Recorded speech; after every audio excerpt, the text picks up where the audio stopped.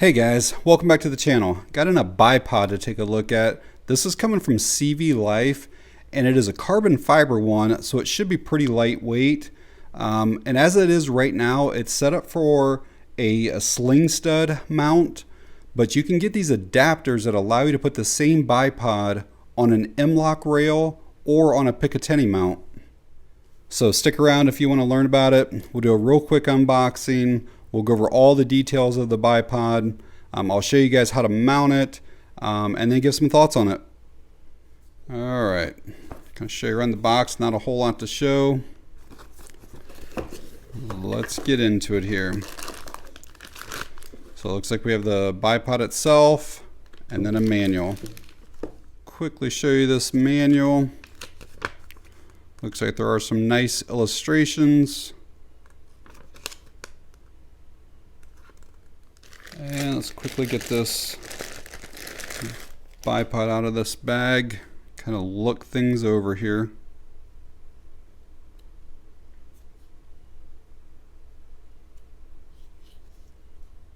In its shortest position, it is about 7.5 inches tall, and the spread between like the feet here is a little over 8.25 inches. This is obviously going to get wider as we extend the legs. In the highest position, we're at about 10.6 inches, and it's actually about the same. It's a little over 10.5 inches on the gap between the legs. We are looking at a total weight of 11.3 ounces. So just kind of looking over this bipod, up here is obviously going to be our sling stud attachment, and then around here they have like this silicone, like rubbery type pads so that it won't scratch your underside of your rifle or anything when you mount it. This part here is some type of polymer. This feels like it's a polymer.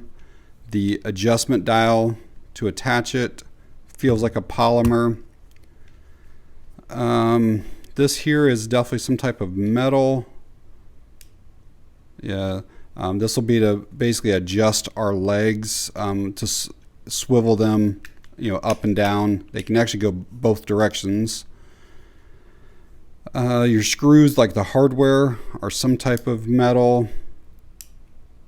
That right there is a metal. Down here on the legs, they are claiming that this is carbon fiber. I don't have any way of verifying that. But underneath the legs, I believe this is like a really hard polymer. It does not feel like aluminum. These are our different adjustments. Again, multiple positions, and they lock really tight in each one. So you're going to push in these buttons here and then just slide to your next spot, and it locks in. Push, slide. You can see how the button pops back up. And again, this is how we're going to go from that 7.5 inches to 10.6 or whatever it was. But yeah, real solid lockup on each spot.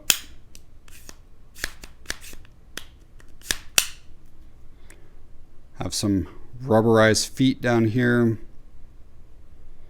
So kind of if you're shooting up on a table or even uneven surfaces, and if you're on an angle, you can always make it to where one leg is longer to make you level.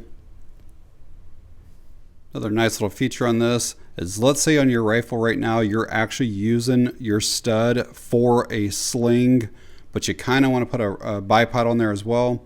Well, they kind of thought of that, and so you can mount this to your rifle and then you still get your sling stud right there to still be able to run a sling on it. I also mentioned earlier that they have these adapters. So basically, as it is right now with a sling stud mount, you can take this with the Mlok and it'll have a sling stud mount underneath of it. You can put that in here and then be able to attach that to an Mlok rail. And the same thing for a Picatinny. That little sling stud there attaches there, and then that attaches to your rifle. Unfortunately, they don't include those other adapters with it though. Up here to adjust the swing of the leg, whether it's going forward or backwards. Try to show you guys what this looks like. There's actually like a almost like a catch. Right here's one. And so when you come forward, it'll lock into that right there. And then again, very, very solid lockup. It's not moving until you push in that button.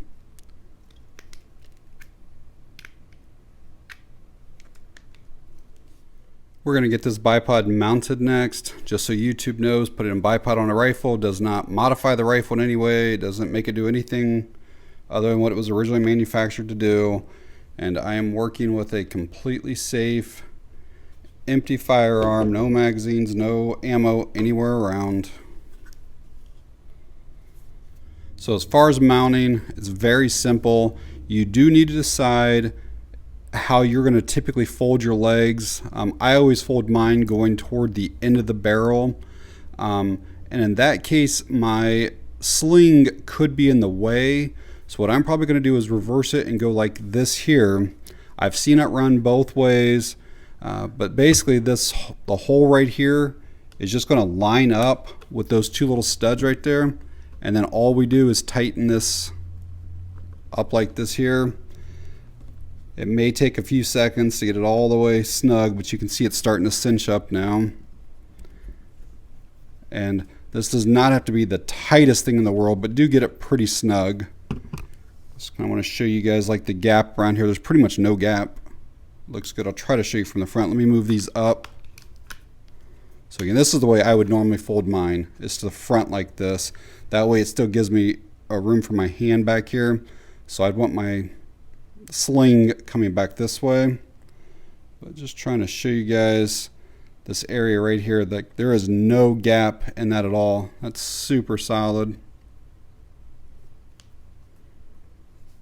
So again, 7.5 inches of rise on the lowest position.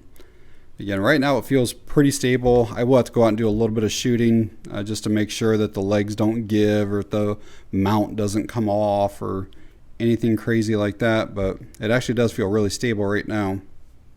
Alright guys, out at the range this morning with that CVLIFE bipod. I'm going to probably do, I don't know, 50 to 100 rounds or so. I'll do a couple different surfaces. I'll shoot up here on the table, maybe go down here on this concrete, maybe on the grass, just to make sure that everything's okay with the bipod.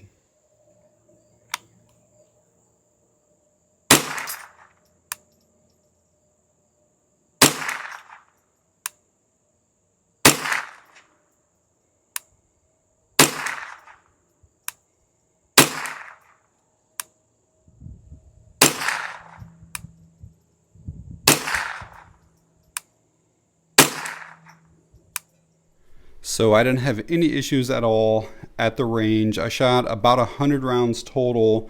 Now I know it was only through a 22, so there's not a lot of recoil, but that 22 is very heavy. And I was like intentionally trying to like push it forward a little bit or maybe rock it side to side a little bit, and no issues at all. The rubber feet stayed in place really well. In fact, I think it picked up some of the paint from the table just because they're so grippy. So overall, I think this is a pretty decent bipod, especially for the price, which I'll get to in a bit. It seems to have pretty good build quality. It's fairly lightweight. It's super easy to mount and dismount. Even though I run my legs typically with them going toward the front of the barrel, I do like that you can swing these either direction. And then when they're down, they provide plenty of stability. They're pretty wide down here, and then obviously the longer they go, the wider that gets, so that's plenty of stability. It mounts up rock solid, and it's got those like little rubber cushions in there, so you don't have to worry about it marring up your gun or anything. So if there was one thing that I could change about it, I actually like my button for my legs to be on this side, which I can just reverse this entire thing, which I'll show you that in a second. But the way it's designed, that sling stud is supposed to be pointing back this way. But as it is right now, when you put the leg down, the button's on the back side, and I just find it harder to reach under the gun like this versus having it over here. But again, it only takes a minute to switch this around to where now I have the sling stud out front.